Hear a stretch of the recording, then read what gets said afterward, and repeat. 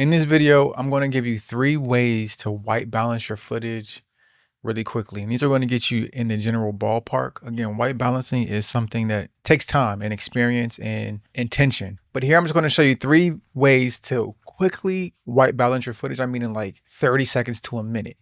So what I'm going to do here is I'm going to create 3 nodes and I'm going to call each node a different option. We'll call this one option 1, option 2, and option 3.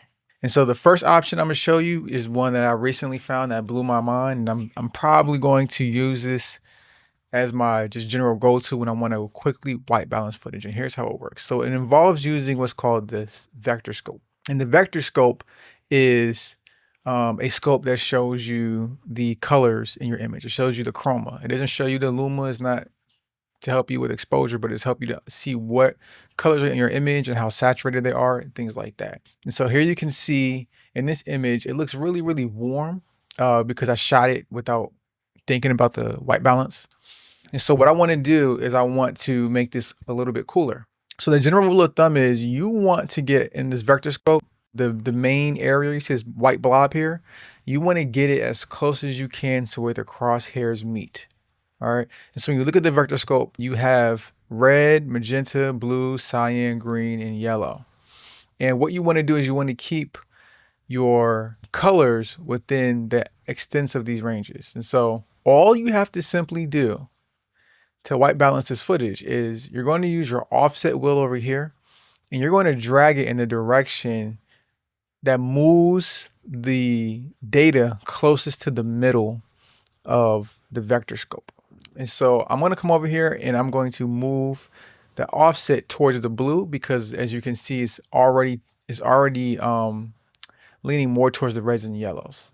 And so I'm going to bring it down here and try to match this up a little bit more with the center. And voila, look at that. The blues are blue. It doesn't look oversaturated in the reds and the yellows. The neutral color, the neutral color, which is the ground, looks neutral. And I did that in literally like 5 seconds. So that's option 1. Option 2 involves us using the waveform. And this is the traditional way. And I'm going to cut off option 1.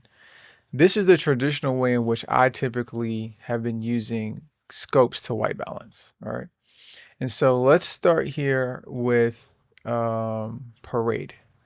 All right, so the Parade shows you the luma and it shows you the RGB. It's how we have it set up. So it shows you the RGB, the red, green, and blue channels. And basically what you want to do is you want to have these balanced at similar levels. So we already know the image is really warm. And so we're going to bring blues up again. And the way I'm going to do that here is I can do it as similar with the offset, or I can come over here to the channels.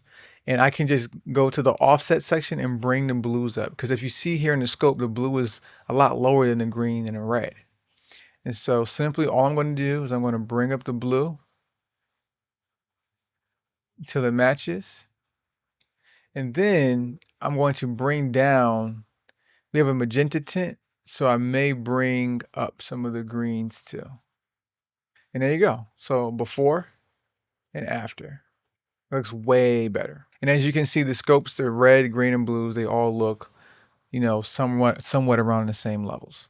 Now, the last option I'm going to show you is using the waveform. And what I've done is I've set the setting to RGB. And so with RGB, what it does is the same thing as the Parade. It just overlaps the red, green, and blue channels so you can see them differently. And I like this way, especially when there's a white object or a neutral object in the screen, because when the red, green, and blue channels overlap perfectly on this scope, it looks white. Like if you see down here, it's white down here. So when you have a white object, it should look white on the scopes, or a neutral object, or an object you want to look neutral or white. So we look at the ground here. I want this area to be pretty much neutral. And as you can see, the red channel is way up there, the green's in the middle, and then the blue is at the bottom. So what I'm going to do here is I'm going to bring the blue to match the green, and I'm going to bring the red down to overlap them both. And so watch how I do that. So what I'm going to do is I'm going to go ahead and I'm going to bring the blues up to overlap the green, in this area and just double check it. I think I went a little bit tad over, so I'll bring it down just a little bit. Check it. Okay, maybe just a tad more.